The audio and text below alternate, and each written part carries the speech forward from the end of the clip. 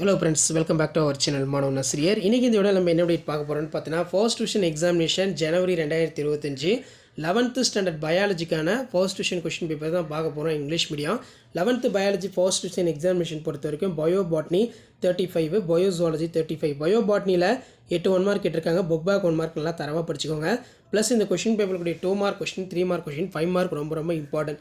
So 2 mark பொறுத்தவரைக்கும் do you infer the term of pygnocytic, define Richmond long effect, do you know about the NPK fertilizer, what are the enzymes involved in photophosphorylation and dephosphorylation reaction, அதே மாதிரி difference between nucleoside and nucleotide, find out the plural formula கேட்டிருக்காங்க.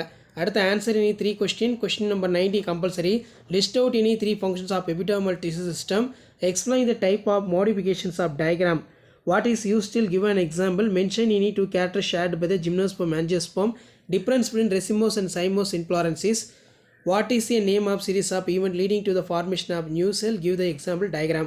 So 5 mark பொறுத்த வரைக்கும் briefly explain the 5 kingdom classification, அதே மாதிரி write the character species of DNA, difference between alburnum and tubernum கேட்டிருக்காங்க.